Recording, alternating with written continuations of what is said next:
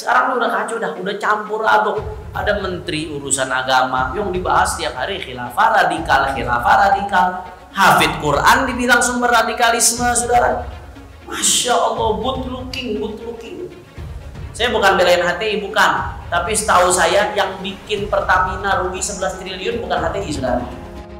Cara masuk mereka gampang kalau saya lihat polanya. Pertama dikirimkan seorang anak ya yang good looking, penguasaan bahasa Arabnya bagus, hafiz begitu. Mulai masuk, ikut-ikut jadi imam. Lama-lama orang situ bersimpati, diangkat jadi ikut mengurus masjid. Kemudian mulai masuk temannya dan lain sebagainya. Mulai masuk ide-ide yang tadi kita takutkan. Sehingga memang kami dan saya kira kami sepakat dengan Bapak Menteri juga untuk mewaspadai sekali bahwa semua rumah-rumah ibadah di lingkungan institusi pemerintah, pengurusnya harus pegawai. Tidak boleh ada masyarakat di situ ikut jadi pengurus. Asumsi saya, timbulnya kegaduhan ini karena Kementerian Agama sebelum mengambil keputusan ini minimal mengajak diskusi Majelis Ulama Indonesia, termasuk kita tidak bisa menafikan dai-dai yang punya follower, punya pengikut, punya penonton jutaan. Kita lakukan, tapi yang melakukan sertifikasi adalah lembaga yang mengurusi keagamaan, yaitu Majelis Ulama Indonesia. Saya khawatir kalau diurus oleh negara, saya khawatir nanti ditumpangi kepentingan politik. Apa good looking itu? Anak-anak muda yang penampilannya keren-keren, Kiki Rosid dan gini modelnya. Itu katanya pintu masuknya radikalisme. Good looking. Umat udah pegel, pengen kalau mau bisa meledak, umat udah meledak. Harga serba mahal, betul? Kerja agak becus, kacau, umat udah mau meledak. Jangan ada yang merasa paling benar sendiri dan yang lain dipersalahkan. Jangan ada yang merasa paling agamis sendiri. Seakan-akan dirinya itu sebagai polisi syariah. Dalam pandangan saya itu adalah meresahkan masyarakat. Kemajuan Indonesia harus berakar kuat pada ideologi Pancasila dan budaya bangsa. Jangan ada yang merasa paling Pancasilais sendiri. Jangan sia-siakan pelajaran yang diberikan oleh krisis. Jangan biarkan krisis membuahkan kemunduran. Ketika Indonesia merdeka, tiba-tiba pakai jubah serban, dibilang kadal gurun, dibilang ke Arab-Araban. Wah, waktu merdeka Indonesia kok nggak dibilang ke Arab-Araban? Itu Habib Rizik Syihab dan Ustadz Abdul Somad, mereka adalah penista agama. Polisi takut oleh umat mayoritas agama Islam. Manusia di foto ini adalah sampah. Betul! Dia tidak berguna lagi. Jadi tidak ada tuntutan bahwa kita mencemarkan nama baik. Ya. Karena dia sudah mengkhianati negeri ini, tidak menerima kemenangan Pak Jokowi, dan bahkan dia tidak minta bantuan kepada Pak Jokowi. Jadi silakan saja teman-teman, ini manusia sampah yang tidak boleh ada di sini. Nah, kemarin kita lihat bagaimana ulama kita diperlakukan, imam besar Habib Rizik Syihab diperlakukan sedemikian rupa. Habib Rizik hatinya besar, Habib Rizik ini hatinya seperti gunung, nggak bisa digoyang. Ini urusan darah daging Rasulullah. Sayang sih, kurban nggak boleh banteng. Kalau boleh kita sembelih banteng nih tahun. Yang moncongnya putih lagi bantengnya. Pancasila Soekarno, ketuhanan ada di pantai. Anak Tuhan dari mana? Kalau Yesus anak Tuhan, bidangnya siapa? Besok di seluruh wilayah Indonesia akan katakan bahwa padahal dia minoritas. Dia mulai tahu pertama kafir, kedua goblok. Kitab Bible Kristen itu bohong. Saya bukan mengatakan Bible Kristen fiksi. Bible Kristen itu palsu. Karena di salib itu ada jin kafir. Karena di salib itu ada jin kafir. Karena di salib itu ada jin kafir. Haleluya. kemudian na'udzubillah min dzalik, Anda pilih orang kafir, berarti Anda telah menyerahkan urusan umat Islam ke tangan orang kafir. Gus Dur itu buta mata juga buta hati. Jarang, saya belum pernah nengok Cina kerasukan setan. Pernah tak Ahok itu kerasukan setan? Enggak, setannya juga benar. Karena sesama setan dilarang saling menggoda. Saya nggak pernah mundur untuk kebenaran, keadilan, kejujuran. Dan peri kemanusiaan, gue nggak pernah mundur. Dan gue nggak pernah takut juga sama lu. Siapapun yang rasis, gue akan hadapin. Gue bilang. Karena rasis itu dia berperi kemanusiaan. Karena saya ditanya dulu kan, kamu nyesel nggak statement kamu di Pulau Seribu sehingga masih masuk penjara? Tidak pernah nyesel. Karena saya mengatakan kebenaran. Kalau itu ada ormas yang seperti itu ya kita gebuk, kita tendang. Udah jelas itu. Jangan ditanyakan lagi. Hai teman-teman, saya mau memperlihatkan transaksi saya hari ini lakukan trading di eToro. Ini bukti transaksi saya untung $4.500 US, itu sekitar 68 juta rupiah. Semua keuntungan bisa saya dapatkan dengan fasilitas copy trading di eToro. Kalau saya bisa, kalian juga bisa guys. Oke, itu yang mau saya tunjukkan. Like video ini sekarang juga. Promo spesial welcome bonus bulan Agustus sampai tanggal 14 September. Buat kalian yang deposit di bulan ini, ada welcome bonus hingga $600 yang biasanya hanya $50 saja. Jadi lakukan registrasi dan juga deposit sebelum tanggal 14 September. Dan jangan lupa gunakan bonus $100.000 di akun virtual Anda ketika Anda register dengan link di kolom deskripsi untuk latihan. Hai semua, dengan saya Jonas Leong. Terima kasih banyak buat kalian penonton setia yang selalu menonton di channel ini. Saya secara personal sangat menghargai waktu kalian. Dan saya sudah menganggap kalian sebagai family karena kalian selalu support di channel ini. Bagi kalian yang selalu menuliskan opini kalian di kolom komen, saya baca komen kalian satu persatu. Saya baca komen kalian untuk mengetahui opini kalian, tanggapan kalian, dan masukan kalian sangat berguna untuk video selanjutnya. Terima kasih banyak buat kalian yang selalu menekan tombol like di awal video. Video seperti ini membutuhkan waktu dan juga research. Dan ini semua gratis untuk kalian.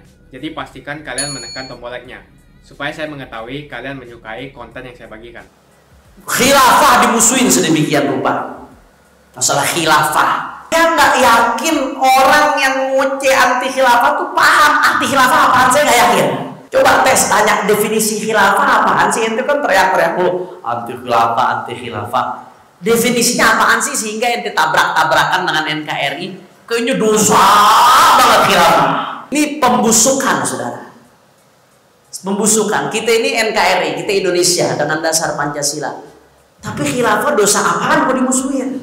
Khilafah di zaman sekarang itu nggak kaku, nggak harus ngapus negara-negara, nggak ada. Yang penting agama ditegakin, urusan dunia diatur dengan cara agama, itu udah khilafah.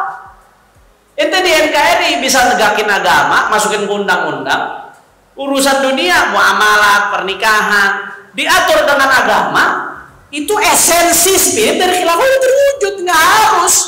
Sekarang udah kacau dah, udah campur aduk. Ada menteri urusan agama yang dibahas tiap hari khilafah radikal. Hafid Quran dibilang sumber radikalisme, saudara. Masya Allah, good looking. Apa good looking itu? Anak-anak muda yang penampilannya keren-keren, Kiki Rosid dan gini modelnya dah. Itu katanya pintu masuknya radikalisme. Good looking. Umat udah pegel, pengen kalau mau bisa meledak, umat udah meledak. Harga serba mahal, betul? Kerja agak becus, kacau, umat udah mau meledak. Jadi kebalik. Bukan good looking yang bikin orang radikal, bukan hafid Quran yang bikin orang radikal. Justru yang muka jelek, omongan jelek itu yang bikin orang panas, bikin radikal, saudara. Betul? Jadi udah ngaco dah, udah kagak ada korelasinya dah. Saya bukan belain HTI, bukan. Tapi setahu saya yang bikin Pertamina rugi 11 triliun bukan HTI, saudara. Betul? Ya, jadi bukan khilafah yang bikin Pertamina rugi 11 triliun. Justru Indonesia punya hubungan baik dengan khilafah, terlepas dengan film khilafah itu kontennya apakah 100% benar atau tidak, tapi tidak bisa dinafikan. Indonesia punya hubungan yang baik setidaknya dengan khilafah. Dosa apa? Yang ngerugiin negara rombongan sono, yang nyusahin rakyat rombongan sono, yang ngeruh kekayaan alam rombongan sono, yang disalahin khilafah. Kira-kira yang begini waras apa kagak? Yang hanya boleh penceramah yang bersertifikat, yang boleh tidak ada, pasti nggak ada larangan itu. Tapi kalau ada asumsi misalnya mereka berpikir pasti yang sudah bersertifikat pasti wawasan kebangsaan lebih luas, itu sih sah-sah saja. Karena memang di dalam kami membekali mereka kan dengan bagaimana saya sampaikan tadi oleh Lemhanas, oleh BPIP, kemudian oleh BNPT. Mungkin oleh BPIP akan disampaikan tentang 4 pilar misalnya. Dan itu semua kalau orang berasumsi kemudian wah saya akan mengundang yang wawasan kebangsaan lebih luas, itu sah saja. Pasti tidak akan ada larangan untuk yang tidak memberikan ceramah yang tidak punya sertifikat. Pasti tidak akan ada larangan itu. Agama dan bangsa itu menjadi dalam satu napas pada setiap penceramah menyampaikan ceramah-ceramahnya begitu. Kenapa mesti ketakutan? Niatnya baik, hanya menambah wawasan, kan bagus itu. Jadi sangat aneh kalau ada pikiran macam-macam. Kami dengan tulus kok, kan semuanya hanya tujuan menambah wawasan. Di mana kemudian membuat menakutkan itu. Dan kami tidak membuat kemudian aturan-aturan bahwa yang boleh kemudian berceramah hanya yang punya sertifikat. Tidak akan pernah ada aturan seperti itu. Kami hanya menambah wawasan. Dengan itu maksud kami, semua penceramah punya wawasan yang lebih luas, khususnya terkait dengan wawasan kebangsaan begitu. Mohon maaf lah, tidak ada yang perlu ditakutkan. Gitu. Mungkin ya karena dia ceramahnya kemudian mengagitasi umat yang ada, mungkin bisa saja. Tapi kalau pasti tidak akan pembubaran karena tidak punya sertifikat, pasti tidak seperti itulah. Silakan aja ceramah, gitu. Selama memang ceramah-ceramahnya itu sangat positif. Tapi saya kira hampir semua ceramah nggak ada yang tidak positif, sangat positif. Jadi tidak usah khawatir ada pembubaran, apalagi dengan alasan tidak punya sertifikat. Tidak akan terjadi itu. Kalau terjadi pun pasti kami marah juga. Kami tegur itu, tidak boleh begitu. Nah itu syaratnya nggak sulit kalau saya kira. Pada dasarnya itu semua penceramah yang ingin ikut, tapi tentu saja penceramah yang beneran ya, yang sudah memang melakukan kegiatan ceramah-ceramah, bukan mereka yang baru belajar ingin ikut, enggak. Jadi kepada penceramah-penceramah silakan saja mendaftar. Memang akan kami buat beberapa aturan, tapi tidak ada yang menyulitkan. Pada dasarnya sukarela saja begitu. Sangat teknis ya. Pakai contoh aja saya katakan, kalau saya tidak salah yang lalu kita sepakati usia 25 tahun ke atas. Kemudian sudah berpengalaman dalam memberikan ceramah-ceramah. Kemudian direkomendasi oleh ormas-ormas keagamaan yang ada begitu. Atau direkomendasi oleh salah satu ormas keagamaan begitu.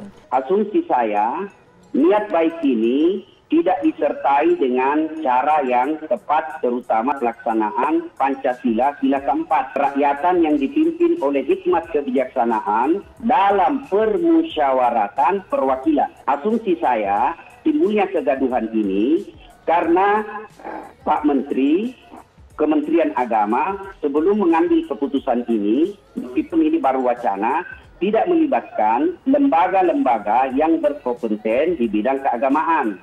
Minimal mengajak diskusi Majelis Ulama Indonesia, ya, organisasi Muhammadiyah, kemudian NU dan ormas-ormas lainnya, termasuk kita tidak bisa menafikan dai-dai yang punya follower, punya pengikut, punya penonton jutaan. Nah, ini mesti dilibatkan. Maka penerapan sila keempat perlu diterapkan dalam masalah ini. Ya. Kemudian yang kedua, kalau saya hanya menyampaikan data ya, kalau ini kemudian disalah tafsirkan di bawah ke kampung-kampung, ke pelosok-pelosok, bahwa yang boleh berdakwah hanya yang bersertifikat, saya khawatir justru semakin langkahnya orang Indonesia mendengar dakwah. Perlu kita ketahui bahwa kebutuhan dai di Indonesia ini masih sangat sedikit. Angka dai di Indonesia ini masih sangat minim dibanding kebutuhan. Kalau kemudian dikemukakan bahwa harus berdakwah yang punya sertifikat, dikhawatirkan di daerah-daerah salah paham. Karenanya perlu dirembukkan kembali jalan keluar soal ini. Saya menghargai, ya, itu sehingga saya ikut. Saya punya sertifikat. Saya mengikuti, ya, sertifikasi dan kompetensi dai yang dilakukan oleh Majelis Ulama. Saya ikut bahwa karena yang lakukan adalah Majelis Ulama Indonesia, berarti memang sangat saya butuhkan untuk menambah wawasan saya, kemudian kompetensi saya.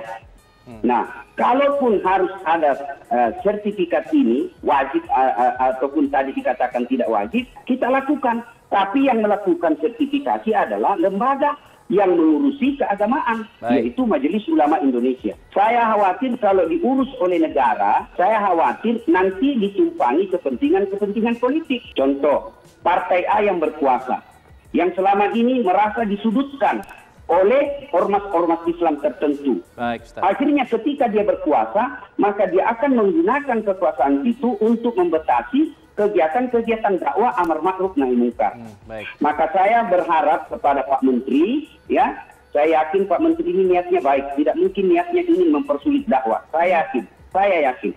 Tidak mungkin ingin mempersulit dakwah. Baik. Insya Allah, kalau ini kita lakukan, maka kita akan menemukan titik temu. Negara Indonesia merupakan negara berdemokrasi, di mana negara telah menjamin kebebasan berekspresi bagi setiap warganya. Meski demikian, kebebasan tersebut tidak serta-merta dapat mengabaikan hak orang lain. Dalam hal ini, Presiden Joko Widodo pun mengingatkan agar jangan ada masyarakat yang merasa paling agamis maupun Pancasilais. Demokrasi memang menjamin kebebasan, namun kebebasan yang menghargai hak orang lain. Jangan ada yang merasa paling benar sendiri dan yang lain dipersalahkan. Jangan ada yang merasa paling agamis sendiri. Jangan ada yang merasa paling Pancasilais sendiri. Sebab menurutnya, semua sikap yang merasa paling benar dan memaksakan kehendak biasanya merupakan hal yang tidak benar. Karena itu, Presiden meminta seluruh komponen bangsa agar bergotong royong, saling membantu, dan saling mengingatkan dalam kebaikan. Semua yang merasa paling benar dan memaksakan kehendak itu hal yang biasanya tidak benar. Presiden Jokowi menilai mayoritas masyarakat Indonesia memiliki sikap yang menjunjung tinggi kebersamaan dan persatuan, penuh rasa toleransi, serta saling peduli. Sehingga ia pun yakin masa sulit dan krisis saat ini akan dapat ditangani dengan baik. Kita beruntung bahwa mayoritas rakyat Indonesia dari Sabang sampai Merauke, dari Miangas sampai Pulau Rote menjunjung tinggi kebersamaan dan persatuan, penuh toleransi dan saling peduli, sehingga masa-masa sulit sekarang ini bisa kita lalui dan kita tangani secara baik. Presiden juga menegaskan jika nilai-nilai Pancasila dan persatuan bangsa harus terus dijaga, jangan sampai ada ruang untuk menggoyahkannya. Sebab hal tersebut tidak bisa dipertukarkan dengan nilai-nilai lain. Kita tidak bisa memberikan ruang sedikit pun kepada siapapun yang menggoyahkannya. Jika selama ini ada kelompok organisasi massa Islam yang merasa dirinya paling benar, tanpa menghargai akan hak orang lain, mereka pun berbuat semaunya sendiri. Dengan mengatasnamakan agama, kelompok Islam ini seringkali menganggap orang lain kafir apabila orang tersebut tak sepaham dengan mereka. Bahkan baru-baru ini, logo hari ulang tahun RI pun dipermasalahkan. Hal itu dikarenakan menurut pandangan mereka, ada sebuah lambang salib di dalam logo tersebut. Namun sayangnya, tudingan itu hanya berlandaskan pada kemiripan dan persepsi saja tanpa ada konfirmasi kepada pembuat logo. Ada juga kelompok yang menganggap dirinya paling Pancasilais, di mana kelompok ini muncul karena adanya rancangan Undang-Undang HIP yang diprakarsai oleh DPR. Dan karena RUU inilah yang kemudian timbul isu mengenai kebangkitan PKI. Dan oleh karena itu, Kepala Negara kembali menegaskan bahwa ideologi dan nilai-nilai luhur bangsa tidak boleh dipertukarkan dengan kemajuan ekonomi. Bahkan, kemajuan ekonomi membutuhkan semangat kebangsaan yang kuat. Karena itu, Presiden menyerukan kemajuan Indonesia harus berlandaskan pada Pancasila. Ideologi dan nilai-nilai luhur bangsa tidak boleh dipertukarkan dengan kemajuan ekonomi. Bahkan kemajuan ekonomi jelas membutuhkan semangat kebangsaan yang kuat. Terima kasih banyak buat kalian yang nggak skip dan nonton video ini sampai habis. Saya secara personal sangat menghargai waktu kalian. Makasih banyak buat kalian yang sudah tekan tombol subscribe, dan makasih banyak buat kalian yang sudah tekan tombol loncengnya. Jangan lupa bagikan informasi ini ke teman atau family Anda. Mungkin teman atau family Anda membutuhkan investasi ini. Oke guys, sekian dulu dari saya. Jangan lupa follow Instagram saya di @johannesleongofficial untuk kata-kata motivasi setiap harinya. Bagi kalian yang termotivasi nonton video ini, ayo like video ini dan subscribe di channel ini. Dan buat kalian yang sudah subscribe di channel ini, jangan lupa tekan tombol loncengnya supaya kalian mendapatkan notifikasi setiap kali saya upload video.